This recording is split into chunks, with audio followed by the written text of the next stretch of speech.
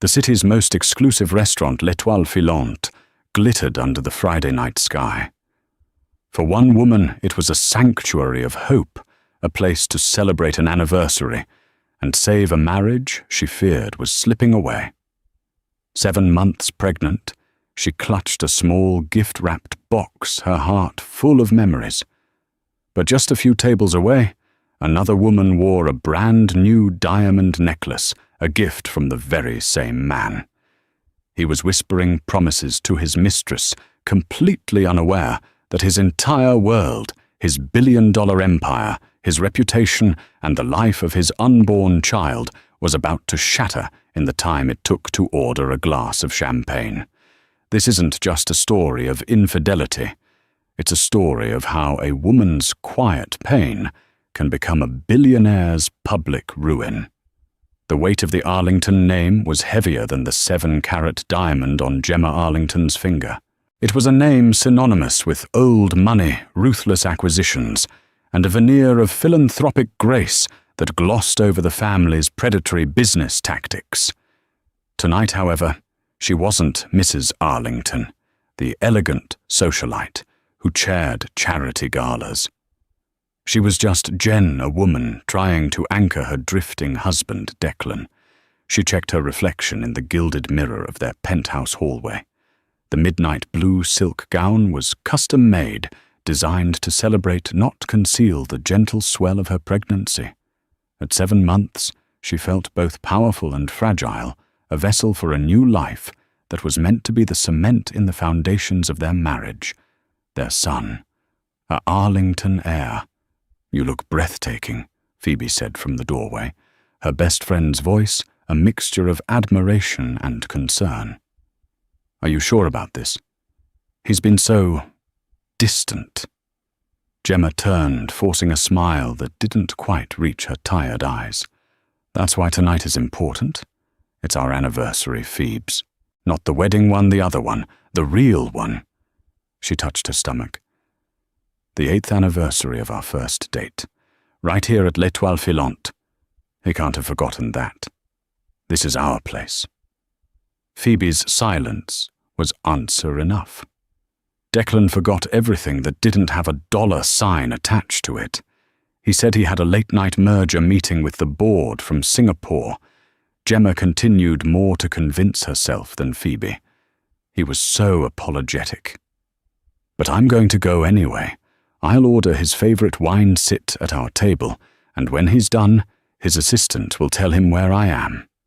It's romantic, a surprise.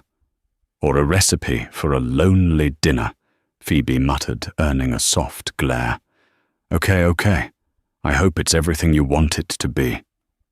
Just guard your heart, Jennen." Gemma picked up the small, heavy box from the mahogany table. Inside was a vintage Patek Philippe watch, one Declan had admired in a Geneva auction catalogue months ago. It was a piece of their history, a nod to a time when he looked at her with the same passion he now reserved for stock tickers. "He'll come," she whispered. Meanwhile, across town, Declan Arlington was fastening a necklace around a different woman's neck. The stones weren't diamonds of history and commitment, but of fire and immediacy, a spontaneous $1 million piece he'd bought that afternoon. "Declan, it's too much." Cassandra Reed gasped, though her hands were already tracing the intricate platinum setting. Her reflection in the mirror of her sleek, modern apartment, paid for by Declan, showed a woman in her late 20s, sharp, ambitious, with eyes that held none of Gemma's gentle weariness. She was dressed in a crimson dress that was a bold statement of intent. "Nothing is too much for you," Cassie Declan said, his voice a low murmur against her ear. He breathed in her perfume, a scent that was all sharp citrus and spice, a stark contrast to Gemma's soft floral signature. With Cassie, he wasn't a Arlington heir carrying the weight of a dynasty. He was just a man desired for who he wasn't what he represented. Or so he told himself. "But where are we going that deserves this?" she asked, turning to face him. You said it was a special night. I have a table at l'Étoile Filante, he said smoothly, ignoring the flicker of a memory, the ghost of a younger, more earnest version of himself, sitting at that very same restaurant with Gemma 8 years ago. He'd compartmentalized his life so effectively that the memory felt like it belonged to someone else. That was business. This was pleasure. The l'Étoile. I thought you could only get a table there if you booked months in advance or were literal royalty. He gave her a wolfish grin. I am Declan Arlington. That's better than royalty. He had in fact called his concierge and demanded they pull whatever strings necessary, leveraging his name and his colossal restaurant spending to secure a last-minute cancellation. A private corner booth, perfect for an intimate celebration. A celebration of what exactly? He hadn't defined it. It was a celebration of the feeling of being alive that Cassie gave him. As Declan's driver navigated the city traffic, Gemma's was pulling up to the restaurant's grand entrance. The doorman, a familiar face named Lewis, greeted her warmly. Mrs. Arlington. A pleasure. We have your usual table ready. Thank you, Lewis. I'm expecting my husband to join me a little later. A business meeting ran over. Of course, let me show you the way. The restaurant was a symphony of hushed elegance. Low lighting, the gentle clink of silverware on porcelain, the murmur of discreet conversations. It was a bubble of wealth and privilege, a world away from reality. Gemma was led to Table 7, a secluded alcove with a perfect view of the restaurant's famous starlit ceiling. Their table. She settled in the baby, giving a gentle kick as if in approval. She smiled a genuine, hopeful smile. She ordered a bottle of the 2005 Chateau Margaux, Declan's favorite, and asked the waiter to decant it. It would be breathing perfectly by the time he arrived. 30 minutes later, Declan and Cassie were led through the main dining room. The maître d'Antoine was the soul of discretion. He guided them not towards the main floor, but along a raised perimeter, towards a different private booth, one shielded by lush ferns and intricate woodwork. It was close to the alcove where Gemma was sitting, but offered the illusion of complete privacy. It's beautiful, Declan Cassie whispered, her eyes wide with a mix of genuine awe and the thrill of social climbing. Only the best, he said, taking her hand. He felt a surge of power, of control. He had it all. The perfect pregnant wife, at home securing his legacy. The exciting, passionate mistress here, stoking his ego. He had mastered the universe. Gemma swirled the deep red wine in her glass, its aroma filling her senses. She checked her phone. No messages. She felt a familiar prickle of disappointment, but pushed it down. Mergers were complicated. She understood. She picked up the menu, though she already knew what she would order for both of them. And then she heard it. A laugh. It wasn't the sound itself, but the timbre, a high, sharp burst of joy that cut through the restaurant's polite hum. It was a woman's laugh, but it was the man's response, a low, intimate chuckle that made the hairs on Gemma's arms stand up. It sounded like Declan. She told herself she was being foolish. There were hundreds of men in the city with a similar laugh. She was just lonely and on edge. She took a sip of water, her hand trembling slightly. She looked around the restaurant, her gaze sweeping past celebrating couples and serious-faced businessmen. Her eyes snagged on a flash of crimson in a booth she hadn't noticed before, partially obscured by a large fern. She saw the back of a man's head. The dark, perfectly coiffed hair was unmistakable. The set of his shoulders in the bespoke Tom Ford suit was as familiar to her as her own reflection. And seated across from him was a woman with fiery auburn hair, her head tilted back as she laughed again. Around her neck, a cascade of diamonds glittered, catching the low light and throwing it back like a starburst. a new necklace. Time seemed to warp, stretching and thinning until it snapped. The ambient noise of the restaurant faded into a dull, distant roar, like the sound of the ocean heard from inside a seashell. Gemma's world narrowed to that one table. Her husband, Declan. He wasn't in a late-night merger meeting with the Singapore board. He was here, in their restaurant, on their anniversary, with another woman. The blood drained from her face. The baby in her womb, sensing her distress, gave a sharp, painful kick, a sudden jolt that brought a gasp to her lips. She placed a hand on her stomach, a purely instinctual gesture of protection. Every happy memory of this place, every hopeful fantasy she had built for the evening, crumbled into dust, leaving behind a cold, hard shard of betrayal that lodged itself directly in her heart. He hadn't just forgotten. He had actively, cruelly replaced her. For a long moment, Gemma was frozen, a statue carved from ice and shock. Her mind reeled, trying to process the impossible tableau before her. Denial was the first wave to crash over her. It was a mistake, a look-alike, a cruel trick of the light.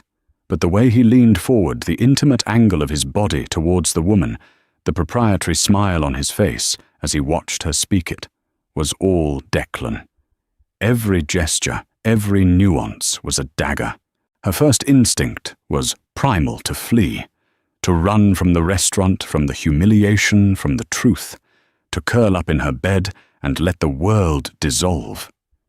But then a different feeling began to smoulder in the pit of her stomach, a slow burning rage that was foreign and terrifyingly powerful.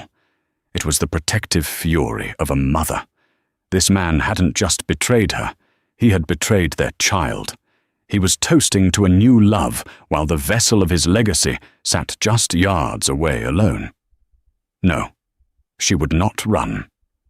She would not be the weeping, hysterical wife. She had given this man 8 years of her life, her loyalty, her body. She was Arlington now, and she would act like one. With a poise she didn't know she possessed, she gathered herself. Her movements were deliberate, almost unnaturally calm. She placed her napkin neatly on the table beside her untouched glass of wine. Then she stood up. The journey from her alcove to his booth felt like a mile-long walk across a field of broken glass. With each step, she felt the eyes of other diners on her, drawn to the silent, regal procession of the heavily pregnant woman in the midnight blue gown. She kept her chin high, her gaze locked on the back of her husband's head. Declan was in his element, regaling Cassie with a story of a corporate takeover, embellishing the details to make himself sound like a modern-day conqueror.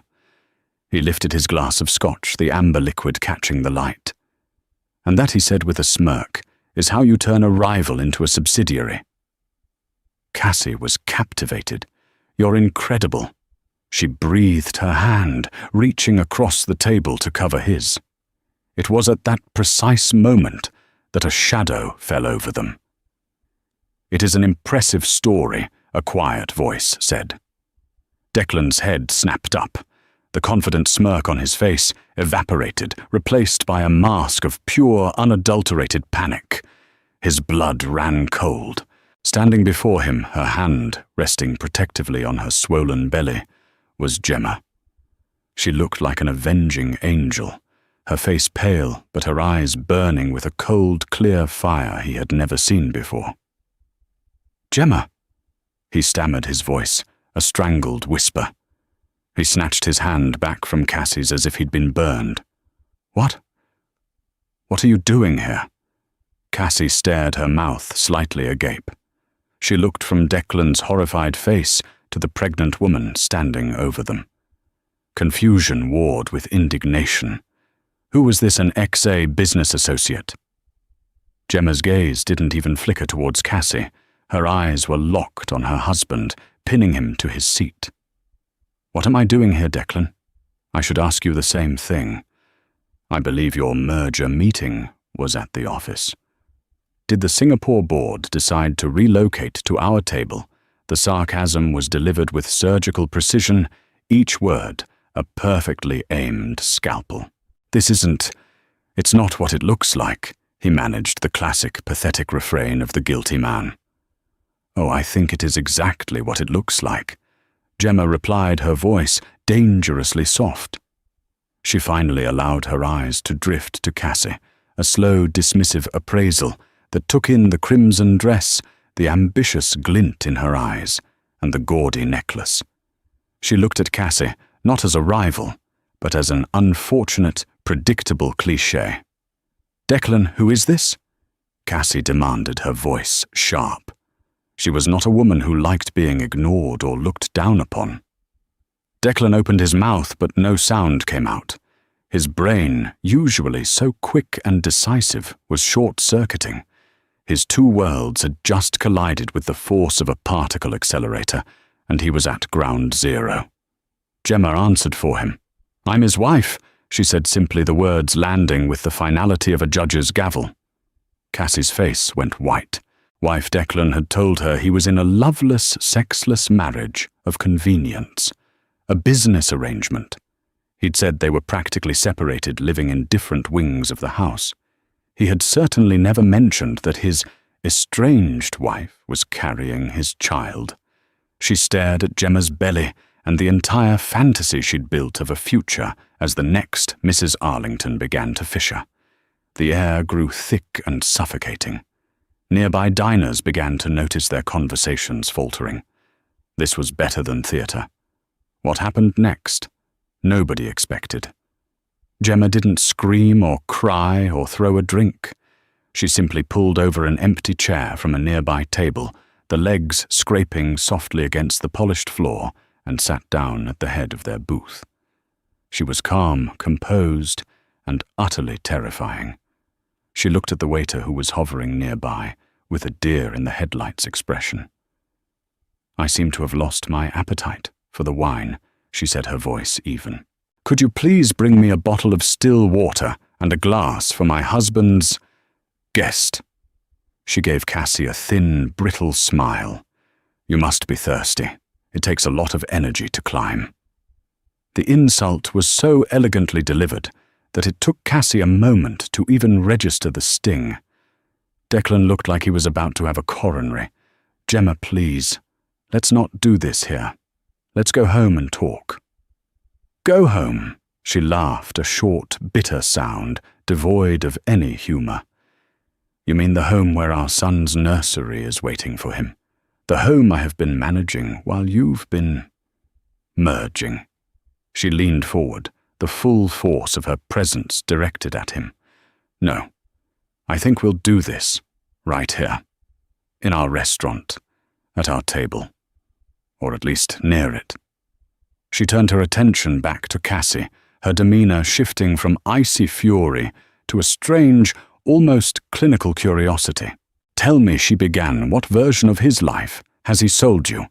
Am I the frigid, career-obsessed wife who doesn't understand him? Or perhaps the sickly, unstable one he stays with out of pity?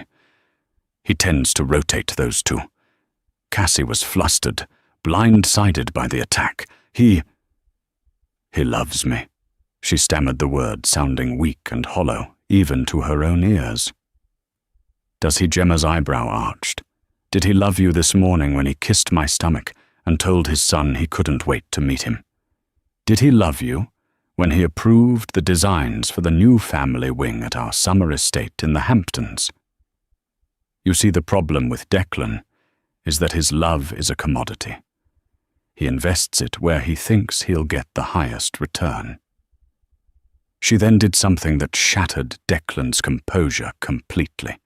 She reached into her clutch and pulled out the small, beautifully wrapped gift box. She slid it across the table until it stopped in front of his plate.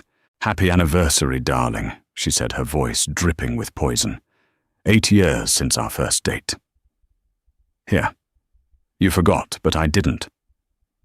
Declan stared at the box as if it were a bomb.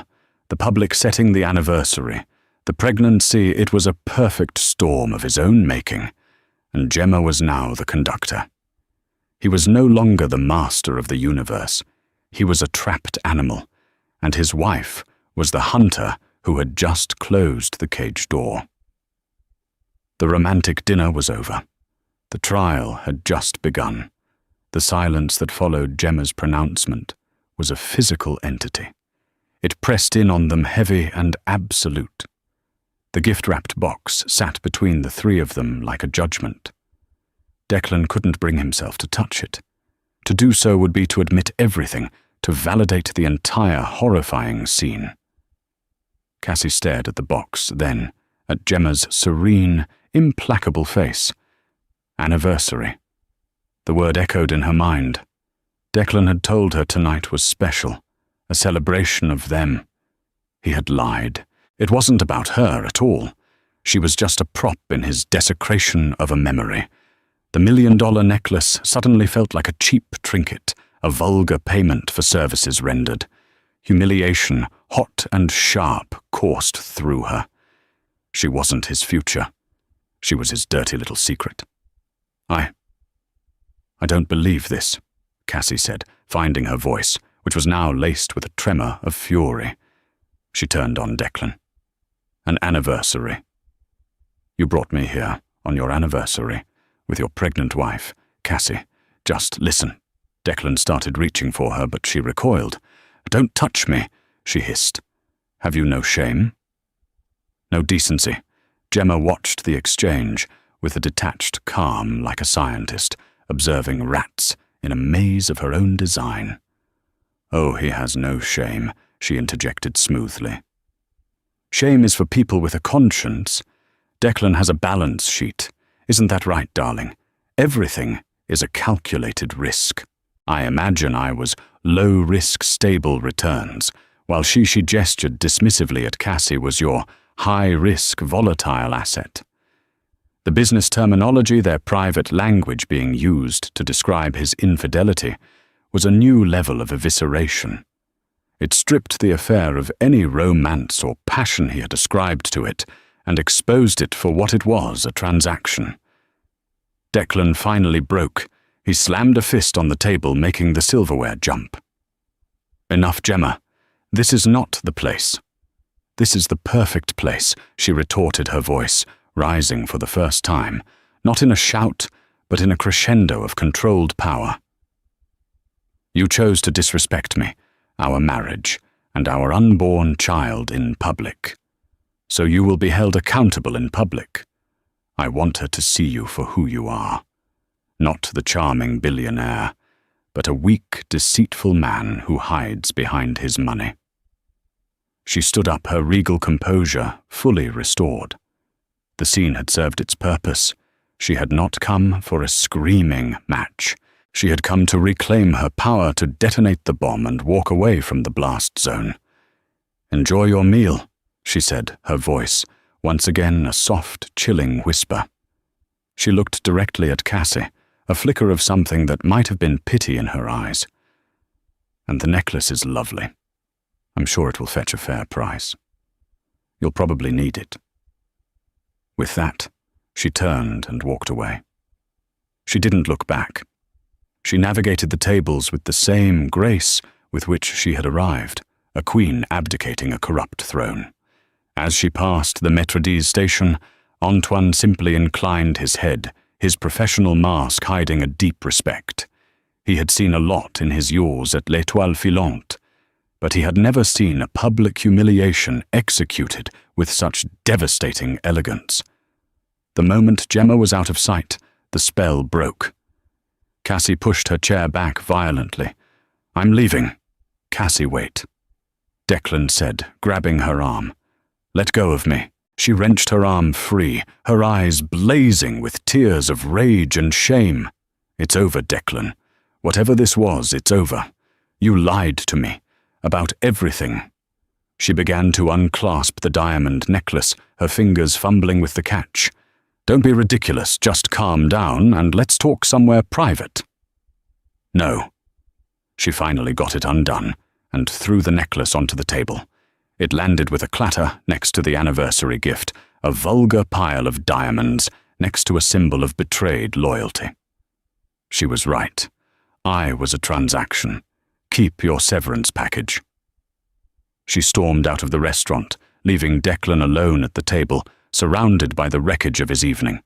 The other diners were now openly staring, whispering behind their menus. He was the center of a scandal, the villain in a drama that was unfolding for their entertainment. He could feel their judgment, their pity, their morbid curiosity. Declan Arlington, master of the universe, was now just a common cheat who'd been caught. He stared at the two items on the table, the glittering necklace and the quiet, tasteful gift box. With trembling hands, he reached for the box. He tore off the paper and opened it. Inside, nestled on a bed of black velvet, was the Patek Philippe watch. Engraved on the back were the words, "For our family, for our future. All my love, G." A wave of nausea washed over him. It wasn't just an anniversary gift. It was a statement of faith, a belief in a future he had just incinerated. Gemma made it to the car before the facade cracked. The moment the door was closed, sealing her inside the soundproof bubble of the Rolls-Royce, the first sob tore from her throat. It was a ragged, guttural sound of pure agony. The calm, the control, the icy rage, it all melted away, leaving behind the raw, bleeding wound of betrayal. She curled in on herself, as much as her pregnant body would allow, her hands wrapped around her stomach, as if to shield her baby from his father's sins. The tears came in a torrent, hot and endless. She cried for the man she had fallen in love with 8 years ago, for the marriage she had fought so hard to preserve, and for the innocent child who would now be born into a broken home. Her phone buzzed. It was Phoebe. She answered, unable to speak, her sobs the only sound. "Jen, oh my God, Jen, what happened? Are you okay?" "He was there." Phoebes, she choked out between gasps. "He was there, with her. On our anniversary. She couldn't finish the sentence. "Where are you?" "I'm coming to get you." "No, I'm in the car. I'm coming to your place. I can't go home." "Not to that house. Of course. I'll be waiting. We'll figure this out, Jen. I promise. We'll figure this out." But as Gemma hung up, staring at the blurred city lights through her tear-filled eyes, she knew some things couldn't be figured out. They could only be survived. Declan, meanwhile, sat in the ruins of his date. He'd paid the bill in cash, an absurdly large amount, desperate to flee. He walked out into the cool night air, the watchbox heavy in his pocket. He tried to call Cassie, but the call went straight to voicemail. He tried again. Voicemail. She had blocked him. He then tried to call Gemma. The phone rang once, twice, then was silenced. She wasn't sending him to voicemail. She was actively rejecting his call. The finality of it was more terrifying than any shouting match. He got into his own car and drove not home, but to his office. The Arlington Tower, a monument to his power and success, felt different tonight. It felt like a tomb. He went up to the penthouse floor, the city lights sprawling beneath him. He had always found this view invigorating, a symbol of his dominion. Tonight, it just made him feel small and utterly alone. He poured himself a large scotch and sank into his leather chair. The reality of his situation was beginning to dawn on him. This wasn't a simple affair that could be smoothed over with an apology and a new piece of jewelry. The public nature of the confrontation, Gemma's pregnancy, the sheer, calculated cruelty of his actions, it was a perfect storm. And he hadn't even begun to consider the biggest complication of all. Gemma wasn't just his wife, she was a Harrington. Her father, Robert Harrington, was a titan of industry, a ruthless old-school patriarch who had single-handedly built a global logistics empire. Robert hadn't just approved of Declan, he had propped him up. Harrington Logistics was the primary partner for all of Arlington Corp's international shipping. More than that, Robert Harrington personally held a 15% stake in Arlington Corp, a wedding gift to ensure his daughter's husband was well supported. He was a silent but immensely powerful member of the board. Declan's blood turned to ice. He hadn't just humiliated his wife. He had declared war on Robert Harrington. The fallout from this wouldn't be a messy divorce. It would be a corporate extinction event. His phone buzzed on the desk. The caller ID flashed a name that made his heart stop. Robert Harrington. He stared at it, his hand hovering over the phone, paralyzed by a fear he hadn't felt since he was a child. He had not only lost his wife, he had very likely just lost his empire.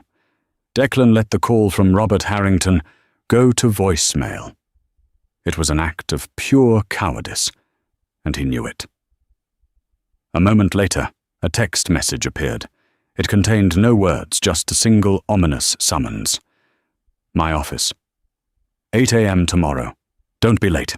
The lack of threats was more terrifying than any tirade. It was the calm, quiet command of a man who didn't need to raise his voice to be obeyed. Declan felt a cold dread seep into his bones. This was no longer a marital dispute.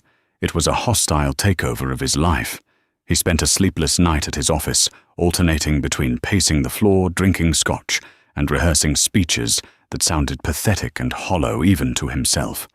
He tried calling Gemma again and again, but the calls were rejected every time.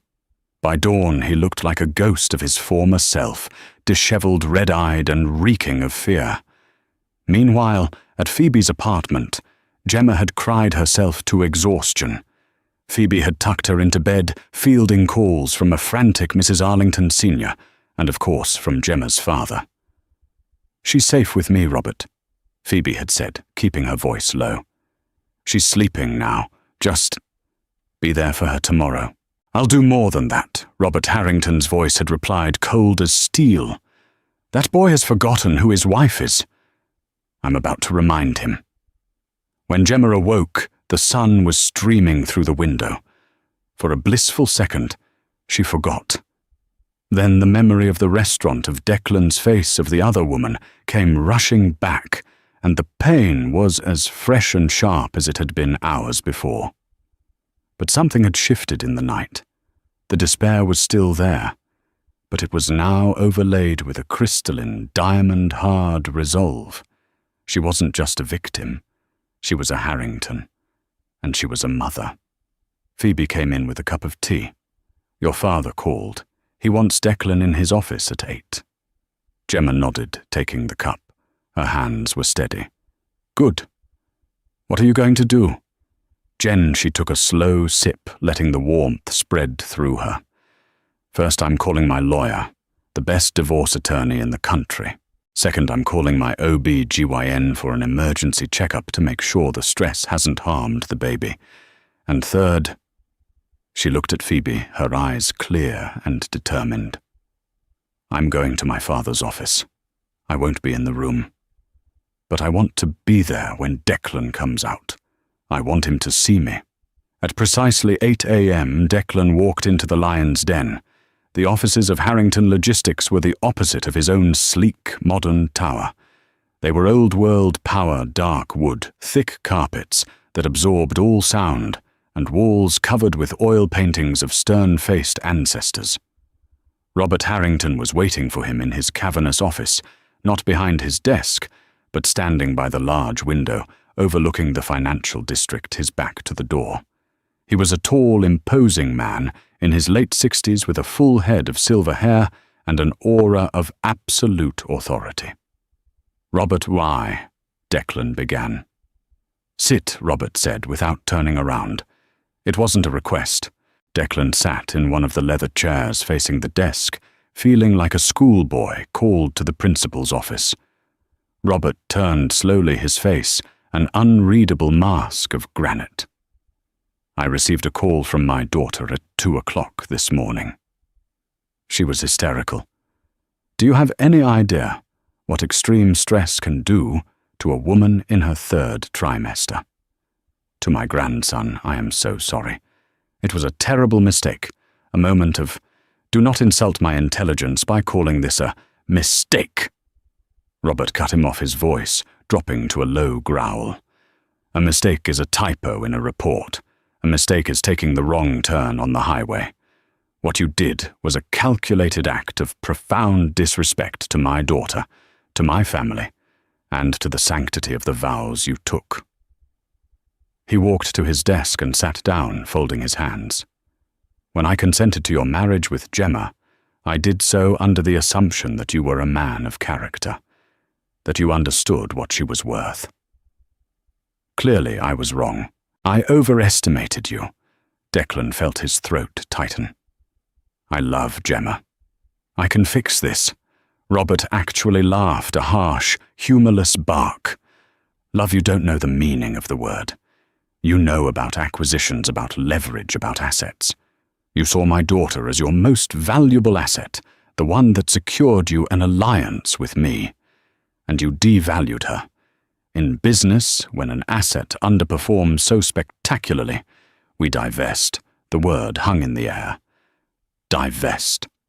"The 15% of Arlington Corp that I hold," Robert continued, his voice dangerously calm, "is held in a trust that stipulates it is contingent upon your continued good standing as Gemma's husband and the father of her child. My lawyers are currently reviewing the moral turpitude clause. I believe your very public philandering qualifies." Declan's world tilted on its axis. "You would torpedo my company, your own investment." "My investment was in my daughter's happiness, you arrogant fool. The money is irrelevant. You have failed to deliver a return. So I'm pulling my capital. I'm also instructing the board of Harrington Logistics to begin reviewing our partnership contracts with Arlington Corp. We will be exploring alternatives." This was it. The corporate death sentence. Losing the Harrington contracts would be a catastrophic blow, sending his company's stock into a nosedive. A public battle with Robert Harrington would make him radioactive to other investors. "You can't," Declan whispered, the words catching in his throat. "I can," Robert said, standing up. The meeting was over. "You have 48 hours to get your affairs in order. I suggest you find a very good lawyer. Now get out of my office. You are no longer welcome in my building or in my family." Numb Declan staggered to his feet and walked out of the office. The long corridor seemed to stretch into infinity. As he reached the elevator bank, he saw her. Gemma was standing there talking quietly with Phoebe. She was dressed not in a morning gown, but in a crisp, cream-colored maternity pantsuit. She looked strong, professional, and completely in control. Their eyes met. In his, there was desperation, pleading regret. In hers, there was nothing, a complete and total absence of feeling. It was as if she were looking at a stranger, a piece of furniture, something so insignificant it barely registered. That look was more devastating than any tears or screams. It was the look of absolute erasure. He had ceased to exist for her. The elevator doors opened and he stumbled inside.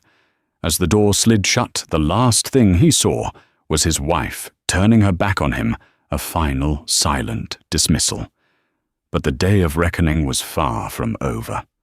As Declan's car sped away, another was pulling up to the curb outside Cassie Reed's apartment building.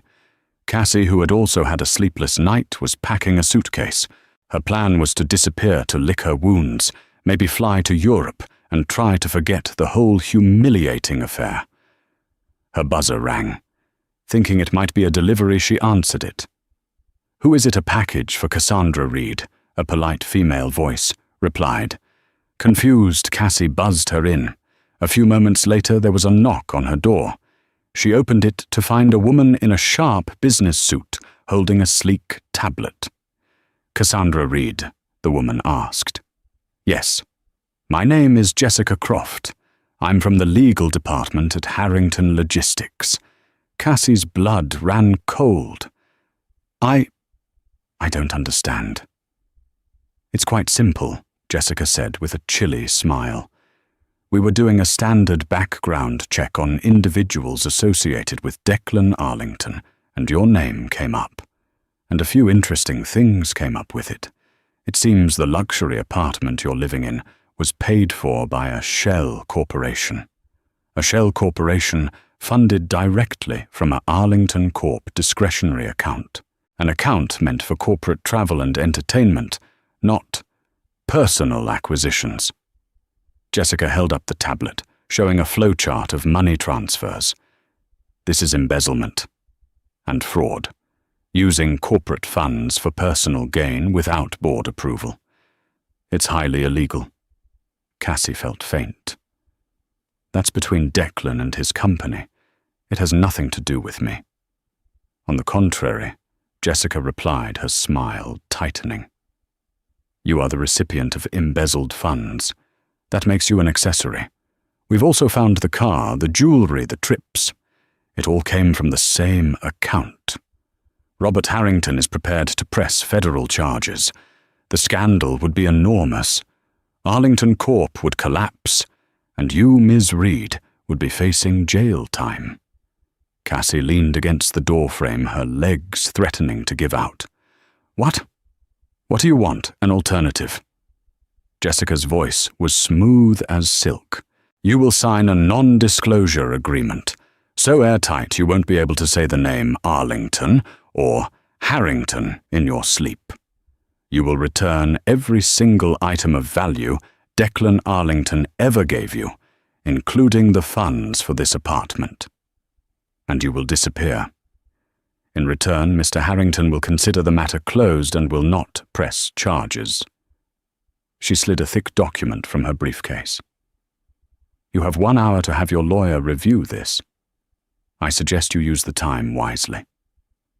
Cassie stared at the document, her dream of a billionaire lifestyle turning into a nightmare of federal prison. She had thought she was playing a game of hearts. She now realized she had stumbled onto a battlefield, and she was nothing more than collateral damage in a war between titans. Her choice was no choice at all. The first blow landed not with a shout, but with the quiet, authoritative thud of the morning paper on his penthouse doorstep. Declan, who hadn't slept, saw the headline through the viewport of his tablet before he even touched the physical copy. It was the Wall Street Journal, and his name was at the center of a story that was about to unravel his universe. The headline was clinical, brutal, and perfectly crafted for maximum damage. Arlington Corp under scrutiny for misuse of corporate funds. CEO Declan Arlington implicated. His blood turned to ice. It wasn't about the affair. That would have been a tabloid scandal. This was an attack on his competence, his integrity, his very identity as a titan of industry. The article laid out with surgical precision the web of shell corporations and discretionary accounts. It detailed the flow of money with a clarity that could only have come from an inside source with access to everything. Robert Harrington's fingerprints were all over it. Declan's frantic calls to his PR chief went unanswered for a full 10 minutes, and when the man finally picked up, his voice was strained. We're in damage control, Declan, but this is a 5-alarm fire. The leak is too clean, too detailed. We're getting slaughtered. The second blow followed within the hour. As the market opened, a press release from Harrington, Logistics, hit the wire services. It was a masterpiece of corporate warfare, a single paragraph announcing the immediate termination of all partnership contracts with Arlington Corp, citing a fundamental loss of confidence in their corporate governance and leadership. The effect was instantaneous and catastrophic. He watched on the financial news network as the ticker for Arlington Corp BCP turned into a waterfall of red. The stock, his legacy, his birthright, was in a free fall. It plunged 60% in pre-market trading and only accelerated downward after the opening bell. His phone lit up with calls from panicked board members, but he knew they weren't calling for reassurance. They were gathering their forces for an execution. The emergency board meeting was convened for noon. When Declan walked into the boardroom on the 50th floor, the atmosphere was glacial. These were men he'd known his whole life, men who had played golf with his father. Today they looked at him as if he were a stranger, a liability that had to be neutralized. Their faces were masks of grim resolve. "Declan Ork," said Lawrence Shaw, the eldest board member, and his father's once closest friend, "this is a catastrophe. You've exposed this company to federal investigation and shareholder lawsuits. Your personal indiscretions have become a material threat to this entire organization. Lawrence, this is a targeted attack from Harrington." Declan pleaded, his voice sounding hollow in the cavernous room. "We can fight this. We can issue a statement." A statement, another board member scoffed. "Declan, your credibility is zero. The time for statements is over. The time for decisive action is now." The vote was a mere formality, a public ritual of his dethronement. The language was cold and legalistic, invoking clauses of moral turpitude and gross negligence. Within an hour of entering the room, Declan Arlington was no longer CEO, no longer chairman, and was forced to tender his immediate resignation from the board of the company that bore his name. He walked out of the boardroom in a daze, his security pass already deactivated. An assistant he barely recognized handed him a cardboard box containing the few personal items from his desk. As he walked through the bustling office floor, the place that had been his kingdom, a sudden silence fell. No one would meet his eye. They stared at their screens, at their papers, anywhere but at the fallen emperor, being escorted from his own palace. He retreated to the vast, empty penthouse. The silence there was heavier, more profound. It was the silence of failure. Days bled into a week, each one punctuated by another sterile, devastating email from his lawyers. Gemma had filed for divorce. Her petition was airtight, citing his very public infidelity. The prenuptial agreement, a document he had once boasted was ironclad, was now revealed to be a finely wrought cage of Harrington design. Its infidelity clause was merciless. "She gets the penthouse," Declan, his lawyer, explained over the phone, his voice devoid of sympathy. "She gets the Hamptons estate. She gets primary custody of the child, and you will pay a significant amount in support. Furthermore, she is entitled to a settlement that includes a large portion of your personal stock portfolio." The lawyer paused. "My advice, don't fight it. Robert Harrington is playing for keeps. He will bury you. Sign the papers. Salvage what little you have left." Amidst the legal carnage, another ghost from his past vanished. He received a small insured package containing a single key, the key to Cassie Reed's apartment. There was no note. His lawyer later confirmed that she had signed a formidable NDA and returned every gift of value. She had been a casualty, a piece swept from the board in a game she never knew she was playing. He felt a fleeting pang of something, not love, but a shared sense of ruin before his own self-pity consumed it. She had an escape route. He did not. 2 months later, in the quiet, sterile wing of a private hospital, Gemma held her son for the first time. As the baby, wrapped in a soft white blanket, was placed in her arms, a wave of love so profound and overwhelming washed over her that it cleansed the last traces of her old life's pain. He was perfect. He had her eyes and a stubborn tuft of dark hair. Looking at his tiny, innocent face, she knew with absolute certainty that her future was right here in her arms. "He needs a name," Phoebe whispered from her side, tears in her eyes. Gemma smiled, a genuine, radiant smile that reached deep into her soul. "Spencer," she said softly. "Spencer Harrington Arlington." She kept her husband's name for her son, for it was part of his story, but she placed her own family name before it, like a shield, a declaration of where his true strength, his true loyalty, and his true heritage would lie. Declan was a name on a document. Harrington was a legacy of survival and power. The divorce was finalized without fanfare. Gemma, now independently and immensely wealthy, moved with a quiet purpose that awed everyone around her. She didn't retreat into a life of leisure. Instead, she took a leading role at the Harrington Foundation, channeling her intellect and newfound resilience into philanthropic work. She wasn't just writing checks. She was on the ground, championing causes for single mothers and underprivileged children, her empathy forged in the fires of her own ordeal. She was no longer a beautiful accessory to a powerful man. She was power itself, redefined on her own terms. Declan, in contrast, learned to live with the constant low-grade humiliation of his new reality. He was still a rich man, but the currency he had truly valued, power, influence, respect, was gone. He operated a small private equity firm out of a nondescript office, his name a permanent stain that kept him out of the circles he once commanded. He became a ghost in the city that was once his playground, a cautionary tale whispered at cocktail parties. Almost a year to the day, after that night at l'Étoile Filante on a crisp autumn afternoon, Declan found himself walking aimlessly through Central Park.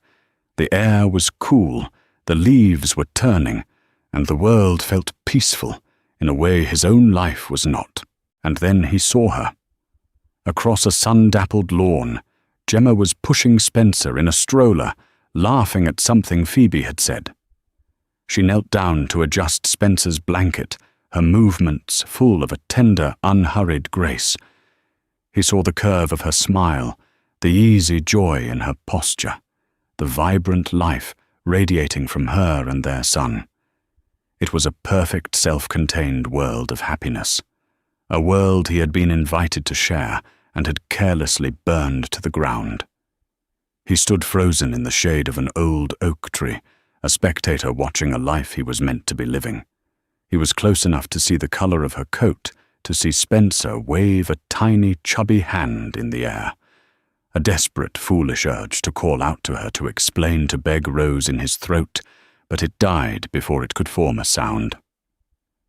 Just then, Gemma looked up, her gaze sweeping across the field. For a single heart-stopping second, her eyes passed directly over him. He saw no flicker of recognition, no flash of anger, no hint of lingering pain. He saw nothing. It was the detached, indifferent glance one gives a stranger, a tree, a part of the scenery that holds no meaning. In that moment, he ceased to be her betrayer, her ex-husband, or the father of her child. He was simply an object in her field of vision, utterly irrelevant. He understood then the true nature of his punishment. It wasn't the loss of his company or his fortune. It was this complete and eternal erasure. He had made himself so small in her life that he had finally irrevocably disappeared, and he was left with nothing but the ashes of his empire and the ghost of a future he had so thoroughly destroyed. And so Declan Arlington's world, built on a foundation of lies, came crashing down. He learned the hard way that a business empire is no match for a woman's resolve, and that some debts can never be repaid with money.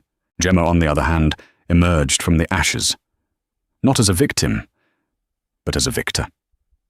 She transformed her pain into power, building a new life for herself and her son, proving that the greatest strength is not in holding on, but in knowing when to let go and rebuild stronger than before. This story is a powerful reminder that our choices have consequences that can ripple out and change everything.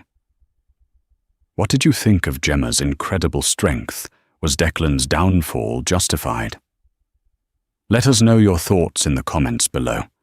If this story moved you, please hit that like button, share it with someone who loves a story of justice and resilience, and don't forget to subscribe for more real-life dramas. Thank you for listening.